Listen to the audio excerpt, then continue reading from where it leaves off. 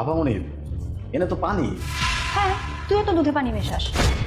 কি কর না কর আপামনি, আমি তো দুধে পানি মিশাই না। আপনি এগুলো কি কইতেছেন? কেডা কইছে?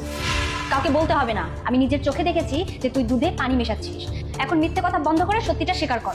আপামনি আমি কেন মিথ্যা কথা কইতে যাব? মিথ্যা কথা কই আমার কোনো লাভ আছে? কারণ এই দুধে পানি মিশিয়ে তুই অনেক বেশি টাকা ইনকাম করিস, সেটা আমি জানি। অনেক টাকা তুই ইনকাম করিস, কিন্তু মানুষকে ভেজাল দুধ খাওয়াস।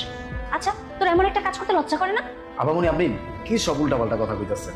আমি কেন দুধের ভিতরে পানি মিশাইতে চাম? আচ্ছা, আমি যে দুধে পানি মিশাই এটা কি আপনি দেখছেন? কি ব্যাপার আপু, এখানে দাঁড়ালে কেন? আরে দেখ দেখ, ও আমাদের বাড়িতে দুধ দেয়, সেই দুধওয়ালা আলিফ না? হ্যাঁ, তাই তো দেখতেছি। হায় আল্লাহ, ও দিন দুপুর বেলা সবার সামনে এইভাবে দুধে পানি মেশাচ্ছে। ও লজ্জা করছে না?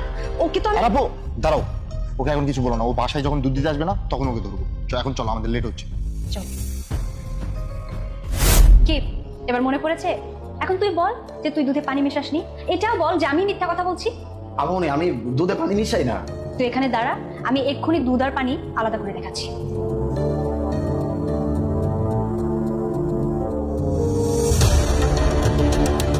এনে এখানে দুধ ঢাল। এই বেলুনে?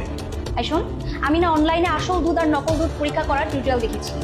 এই দুধটা যদি আসল হয়, তুই এই বেলুনে ঢালার পর এই বেলুনে দুধটা থেকে যাবে, আর যদি নকল হয় তাহলে পড়ে যাবে। কিন্তু এইসব কি হলো এখন? তোর সত্যটা সবার সামনে আসবে বলে এখন ভয় লাগছে? না বাবু, আমি ভয় পাই না। এই যে আপনি আমার একটা বদনাম দিতেছেন, এটা একটা মিথ্যা বদনাম। আচ্ছা ঠিক আছে, আমি দুধের পরীক্ষা করা, তাই যদি আমার দুধে পানি মেশানো থাকে তাইলে আপনার এই পুরো মাসের দুধের যে টাকা এটা আমি দিয়ে দেবো। আর যদি আমার দুধে পানি মেশানো না থাকে তাহলে আজকের পর থেকে আমি আর জীবনে কোনোদিন আপনার দুধ দিব না।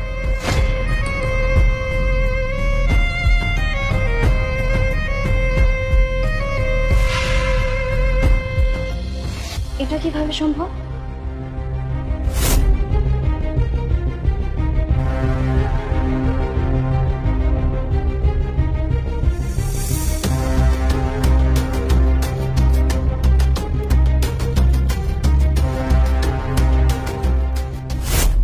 আপামনি এবার আমি বুঝতে পারতেছি আপনি কি দেখছেন আর কি দেখেন না।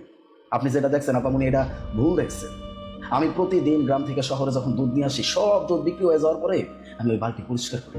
আসলে ওই বালতির ভিতরে অবশিষ্ট দুধের যে গন্ধটা থাকে, এটা যদি নতুন দুধের সাথে আবার মিশে যায় তাহলে খারাপ লাগে। এই জন্য আমি পরিষ্কার করি। ওই গ্রাম থেকে শহরে আসতে তো অনেক সময় লাগে, আবার যাইতেও সময় লাগে। এই জন্য বালতি আমি এই জায়গায় পরিষ্কার করি, তারপরে নিয়ে আসি।